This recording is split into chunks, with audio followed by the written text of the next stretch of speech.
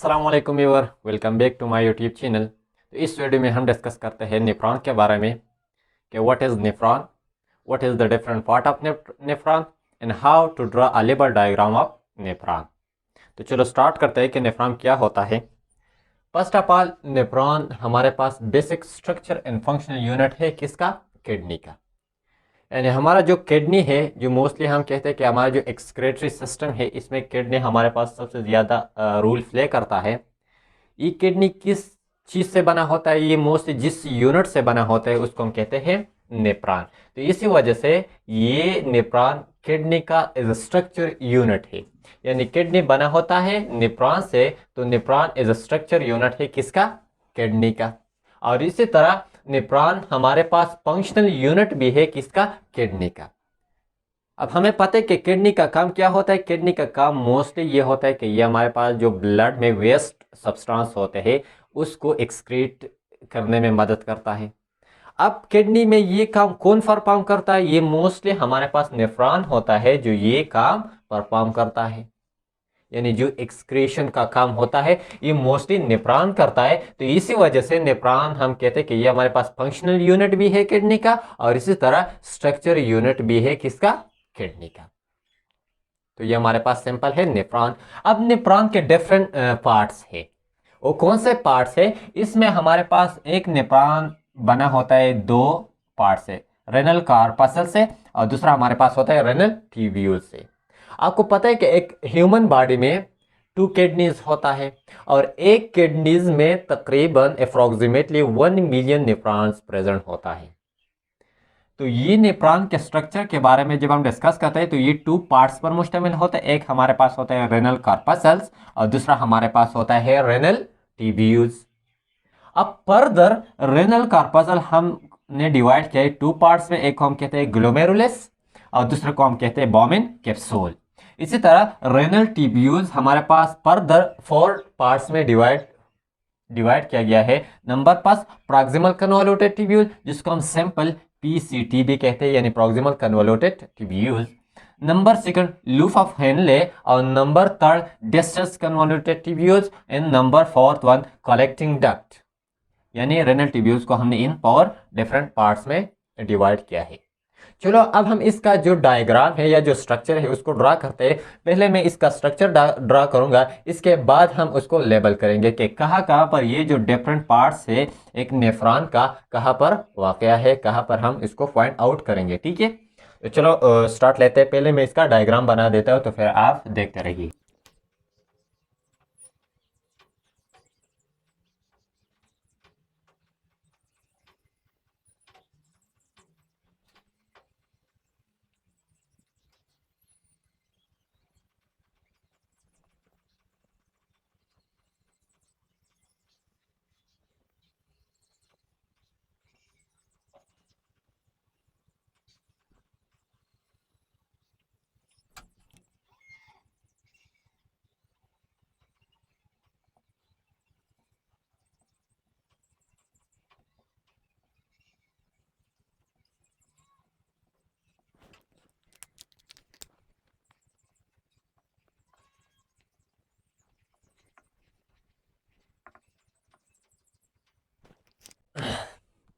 तो ये हमारे पास कुछ इजी डायग्राम ऑफ नेफ्रॉन, ये आपको इजीली याद कर सकते हैं जिस तरह मैंने बनाया।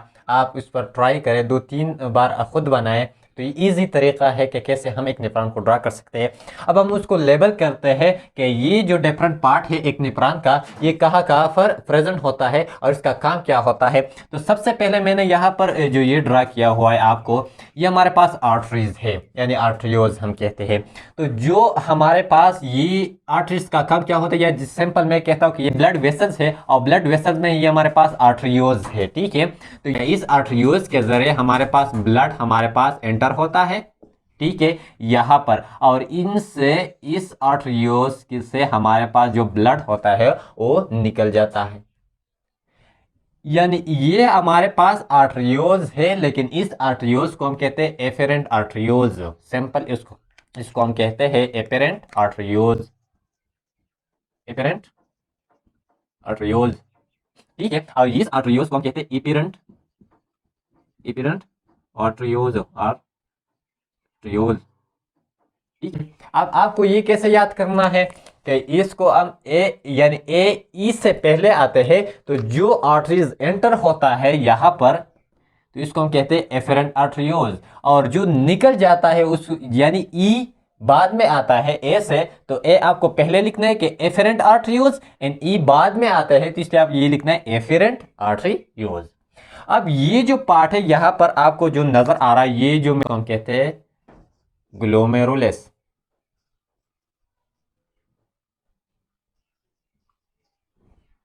ये जो आपको नजर आ रहा है ये कप लाइक स्ट्रक्चर्स, ये वाला सिंपल इस पॉइंट से लेकर इस पॉइंट तक, इसको हम कहते हैं बोमेन कैप्सूल, यानी दो पार्ट है बोमेन कैप्सूल।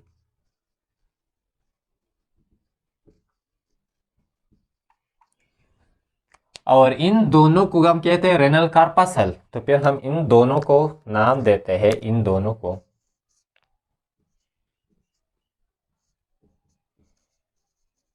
रेनल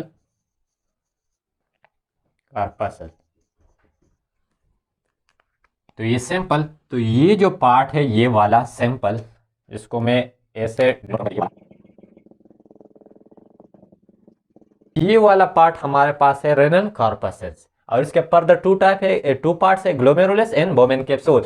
जो ये आपको नजर आ रहा है ये हमारे पास है ग्लोमेरुलस, इसके जरिए ब्लड एंटर होता है इस आर्टरियोल्स के, इनसे ब्लड निकल जाता है। यहाँ पर सेल्स प्रेजेंट होते हैं, फॉर एग्जाम्पल यहाँ पर मैं यहाँ पर सेल प्रेजेंट होता है जिनको हम पोडोसाइट सेल्स कहते हैं। इस ग्लोमेरुलस यानी इसका जो कैपिलरीज है इसके अंदर जो सेल्स प्रेजेंट होते हैं उसको हम कहते हैं पोडोसाइट सेल्स। ठीक है, और इसी तरह यहाँ पर इनसे हमारे पास एक्सक्रीशन होता है सिंपल। तो यहाँ पर जो ग्लोमेरुलस है इनसे मोस्ट वाटर्स होता है, अदर जो कंपाउंड्स होता है, सब्सटेंस होता है, इन ब्लड वेसल्स या इस कैपिलरी से निकलते हैं और इस बोमेन कैप्सूल्स में आते हैं। और फिर इन बोमेन कैप्सूल से इस रेनल ट्यूब्यूल्स के जरिए फर्दर नीचे आते हैं। तो अब रेनल ट्यूब्यूल्स के फर्दर पार्ट्स है, number 1 proximal convoluted tubules, loop of Henley, distal convoluted tubule. तो ये जो आपको नजर आ रहा है ये पहले वाला, यहां से लेकर इस पॉइंट से लेकर इस पॉइंट तक, इस पॉइंट को हम कहते हैं सिंपल, इसको हम कहते हैं पीसीटी, प्रॉक्सिमल कन्वोल्यूटेड ट्यूब्यूल। जो मैंने यहाँ पर लिखा है कि पहला जो पार्ट है इसको हम कहते हैं पीसीटी, प्रॉक्सिमल कन्वोल्यूटेड ट्यूब्यूल। और ये हमारे पास ये पॉइंट नोट करना है कि ये एमसीक्यूज के लिए कि रेनल ट्यूब्यूल्स में या नेफ्रॉन में जो सबसे लॉन्गर या लॉन्गेस्ट पार्ट होता है ये हमारे पास पीसीटी यानी प्रॉक्सिमल कन्वोल्यूटेड ट्यूब्यूल्स होता है। यहाँ पर मोस्टली रीएब्जॉर्प्शन भी होता है क्योंकि ये ज़्यादा सरफेस एरिया प्रोवाइड कर देता है।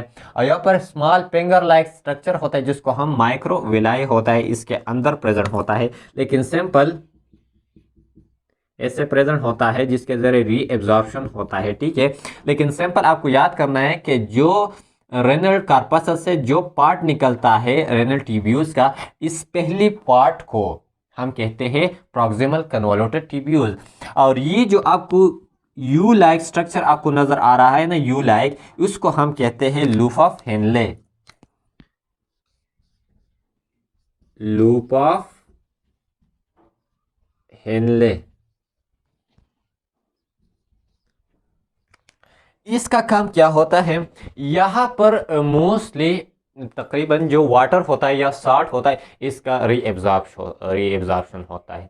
आपको पता है जो किडनी होता है ये हमारे पास ऑस्मोरेगुलेशन यानी होम्योस्टासिस के टू टाइप है, थर्मोरेगुलेशन एंड ऑस्मोरेगुलेशन। ऑस्मोरेगुलेशन में ये बहुत इंपॉर्टेंट रूल प्ले कर देता है। ऑस्मोरेगुलेशन क्या होता है कि हमारे बॉडी जो एनवायरनमेंट के साथ अपना जो बैलेंस कर देता है, अपना जो सल्यूट होता है बॉडी में वही मेंटेन रखता है। अगर हमारे पास बॉडी में, हमारे अंदर के बॉडी में वाटर की मकदार या सॉल्ट की मकदार ज़्यादा होता है तो यहाँ पर ज़्यादा वाटर और सॉल्ट निकलेगा यूरिन के पाम में। लेकिन अगर हमारे बॉडी में जो वाटर होता है या सॉल्ट होता है इसकी कंसंट्रेशन कम होता है with respect to the environment, so यहाँ पर जो वाटर और साल्ट यहाँ पर इस ग्लोमेरुलस से बोन कैप्सूल में आते हैं, तो यहाँ पर दोबारा रीएब्जॉर्ब होता है आर्टरीज में, ब्लड वेसल्स में, तो दोबारा बॉडी में चले जाते हैं। ठीक है, तो यहाँ पर ये मोस्ट इंपॉर्टेंट रोल प्ले करता है लूप ऑफ हेनले। और इस लूप ऑफ हेनले बाज निप्रान में बहुत लॉन्ग होता है और बाज में बहुत कम छोटे होते हैं। यानी सिंपल हमारे पास निप्रान भी दो तरह के होते हैं। एक को हम कहते हैं कॉर्टिकल निप्रान, जो किडनी के कॉर्टेक्स पोर्शन में प्रेजेंट होते हैं। यानी किडनी के टू पार्ट्स, एक को हम कहते हैं रेनल कॉर्टेक्स और दूसरे को हम कहते हैं रेनल मेडुला। लेकिन जो नेफ्रॉन रेनल कॉर्टेक्स में प्रेजेंट होते हैं उसको हम कॉर्टिकल नेफ्रॉन कहते हैं, और जो नेफ्रॉन मेडुला यानी रेनल मेडुला में प्रेजेंट होते हैं उसको हम जस्ट्रा मेडुलरी नेफ्रॉन कहते हैं। तो जस्ट्रा मेडुलरी नेफ्रॉन का जो लूप ऑफ हेनले होता है वो बहुत लार्ज होता है। ये पॉइंट भी आपको एमसीक्यूज के लिए याद रखना है। ठीक है, अब इसके बाद जो थर्ड वाला पार्ट है ये वाला, उसको हम सिंपल कहते हैं distal कन्वॉल्यूटेड tubule, DCT distal कन्वॉल्यूटेड tubule. और इसके बाद जो आते हैं यहां पर मैंने बनाया, इसको हम कहते हैं कलेक्टिंग डक्ट। और इसका काम क्या होता है कि यहाँ से जो वेस्ट प्रोडक्ट आते हैं तो इसके जरिए हमारे पास जो किडनी होता है, किडनी का जो फेलवेस होता है वहाँ पर जमा हो जाता है सिंपल यूरिन के फॉर्म में, और फिर वहाँ से यूरेटर के जरिए गॉल ब्लैडर जो यूरिनरी ब्लैडर होता है वहाँ पर चले जाते हैं। यानी सिंपल किडनी का स्ट्रक्चर कुछ इस तरह होता है। तो ये सिंपल किडनी का स्ट्रक्चर है। यहाँ पर हमारे पास नेफ्रॉन प्रेजेंट होता है, यहाँ पर भी प्रेजेंट होता है, ये कॉर्टेक्स है, ये मेडुला है, सिंपल पायरामाइड है। तो यहाँ इसको हम कहते हैं पेल्विस, और इस पेल्विस में हमारे पास यूरिन जमा हो जाते हैं और फिर इससे यूरेटर के जरिए नीचे यूरिनरी ब्लैडर या गॉल ब्लैडर में आते हैं, फिर यूरेथ्रा के जरिए जिस्म से बाहर हो जाते हैं। तो ये सिंपल डायग्राम है एक नेफ्रॉन का कि कैसे हम उसको ड्रा कर सकते हैं, कैसे इसका डिफरेंट पार्ट है और इसका काम क्या होता है। ठीक है, ये पॉइंट नोट करना है कि सबसे जो लॉन्गेस्ट पार्ट होता है ये हमारे पास एपिसिटियो होता है। लूप ऑफ हेनले जो जस्ट मेडुलरी नेफ्रॉन होते हैं इसमें लॉन्ग होते हैं, जो कॉर्टिकल नेफ्रॉन होते हैं इसमें छोटे होते हैं। ठीक है, तो ये बात थोड़ा याद करना। अब इसको हम क्यों एपीसीटी कहते हैं प्रॉक्सिमल कन्वॉल्यूशन, क्योंकि ये करीब होता है। प्रॉक्सिमल कहते हैं करीब को और डिस्टल कहते हैं दूर को। जो ये पार्ट जो है यहाँ से बहुत दूर है तो इसलिए उसको हम कहते हैं डिस्टल कन्वॉल्यूटेड ट्यूब्यूल्स कहते हैं। और फिर ये सिंपल यहाँ कलेक्टिंग डक्ट है, ये लूप ऑफ हेनले, ये प्रॉक्सिमल कन्वॉल्यूटेड ट्यूब्यूल्स है।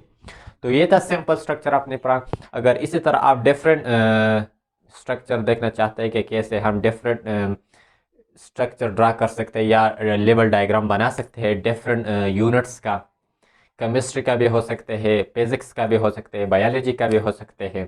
तो जो लोग इस चैनल पर नए, चैनल को सब्सक्राइब कीजिए, लाइक कीजिए, अपने दोस्तों के साथ शेयर कीजिए। Thank you for watching.